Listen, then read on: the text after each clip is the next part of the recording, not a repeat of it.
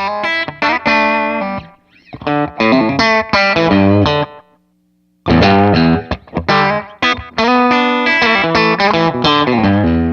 I'm Mitch Gallagher from Sweetwater. We're in Nashville. We're with Brad Paisley. Good to see you. Great to be back. Thank you. And we're talking about Dr.Z amplifiers, which you are very closely associated with. Very. I mean, I go way, way back with him, early 2000s, and adore him. Yeah. And his amps are incredible. And nobody makes a better bargain for the money or a more consistent product amp-wise. It's amazing. We're really proud that we now have Z amplifiers at Sweetwater, so we're really happy to have those on board. So how did you actually make the original connection? Because you were a Vox guy going in. So right? I was using an AC30, a '63 AC30 for years, and recorded the album with it, and started touring with that amp, and that's it. I didn't have backup. Nobody made really at the time something I was happy with that sounded as good as that amp, and I decided I needed a backup. I mean, it was already starting to show signs of like what the road was doing to it. And I went to a music store here. It's no longer here, but it was called Mike E's Music in Nashville. And they sold Dr.Z amps. And I went in and there was, I believe, a Maserati sitting there, which is a big version of the Carmen Ghia. And that Joe Walsh kind of designed. And I plugged into that, and it sounded great. It had two 10s though, which are not my thing. And I had a hunch that through two Vox Blues would do it. Would be the amp I could use. And so I took it home and plugged it into a Vox cabinet, and sure enough, it was magic. Used that for a little while, and he saw me playing it. I think I did Austin City Limits, and that amp was up there and some of that stuff. And he was like, "We got to work together." And I said, "Totally, let's do something." And I said, in fact, I have some ideas, and over time we started to experiment with what could be a possibility, and we've had a blast making models of amps together that were born out of just me telling him what I need, and he's great at that, being able to design something and make it a reality. You've done 4 amps with them now. Yeah. Right. So when you have an idea, is it you have an idea for an amp, you go to him and say, "Mike, I'd really like this"? Sometimes it's that. Sometimes he comes up with it. Like the some of the amps, such as the Z-Rec, was he and Ken Fisher working together on an idea of what I was looking for in a perfect sort of. Because what Ken did with the Rocket, which was his, only made 8 of them, but his AC30-ish amp. He made the perfect cathode-biased British amplifier that is a really magical thing. Z didn't want to copy that by any means, though. He wanted to do something that was his own design he could replicate.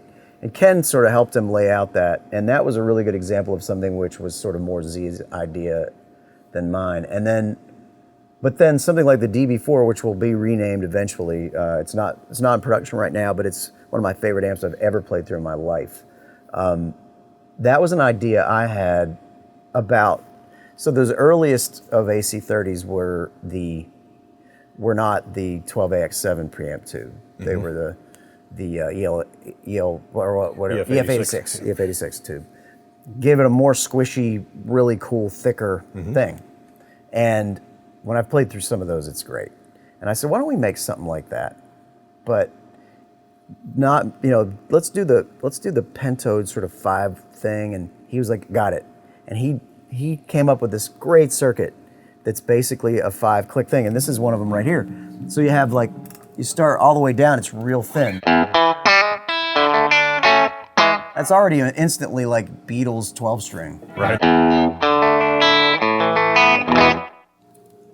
One up, starting to add bass back in every.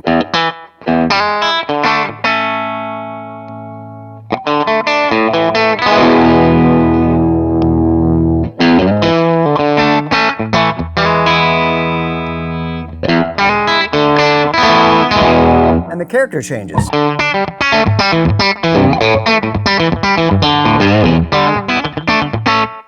And it's got its own thing. It's really thick. Right.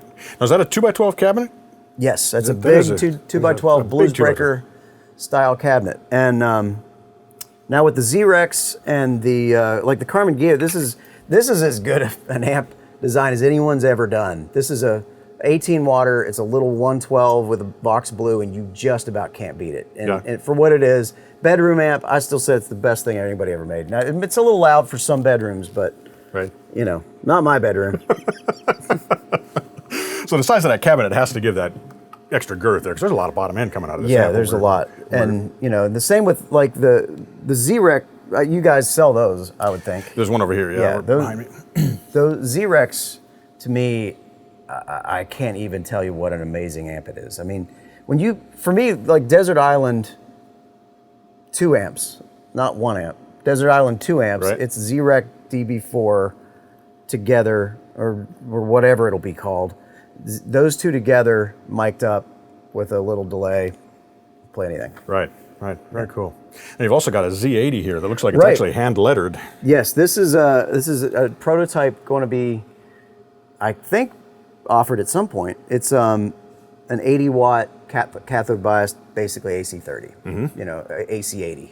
Right. And in that sense, it's kind of unique. Not been done. So it's EL34s instead of 84s, then? Yes, and it's nasty in a great way. Right. It's thick, crazy. I can plug in for a second if you want. Sure.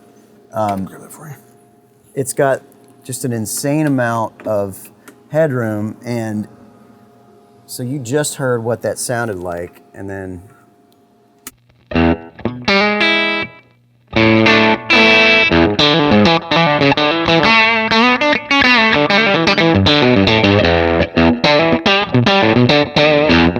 and you can't hear it on there probably, but it's a lot louder in the room, and it's just filling up more of the room that way. And it's a great live amp in that sense, where you have yourself a situation where you're never gonna have to fight the drummer, right? Or something in a venue. And people talk about club amps, and this is something that, you know, Z makes all kinds, everything from down to 8 watts all the way up to, you know, to 80. But when you play a club, people talk about club amps being this thing that is like you need a smaller amp, right? I don't agree. Every time I play a club, I have a harder time hearing it than I do when we do one of our shows in an arena. Because we have great ear monitors, and I could play a 15 watt amp in an arena, and it wouldn't feel as good as it does with these behind me, but you'd hear it because it'd be through the PA and all that. Club amps, sometimes you need something bigger. And I was walking into Tootsie's to do something, and this guy was coming in carrying a red Z, big 212, with the Bluesbreaker cab. And I was like, wow, look at you. He's like, had to get it. And he's like, I saw you playing it and I had to get it. And I said, so you take that to a club? He's like, yeah, I'm going to have back problems, but it's worth it. I can hear myself. and it was really neat to see that somebody was doing that. That is awesome. So we are surrounded by Z amps. You've got a Therapy here. Yep. And a Stingray. What are those 2 amps? This Stingray is actually a prototype DB whatever before we made it. And then and the Therapy is basically 2 6L6 amp. Over the years, he's made so many great designs. Right. Right now, I'd love to know, I'm not even exactly sure what the list is. I know the ones that I use frequently, like right now on tour, I've got the soon to be renamed DB4, the Z-Rex is the staple, you know, and then I've got, we've also, over time, what else, Dave, what else we have? Yeah, the Z80, we've been using that live a lot. Right. A lot. And he does some Fendery kind of amps, the Z-Lux. He does, and some of those Joe Walsh has been, he's got a new one you guys just talked to him, right? Yeah, the Z-Master. Yeah. Z-Master. Yeah, they're really cool. I'm a little offended. You have to get a B-Master. Right? Right, okay. There you go, that'd be okay. That's fine, I'm not that bothered. So.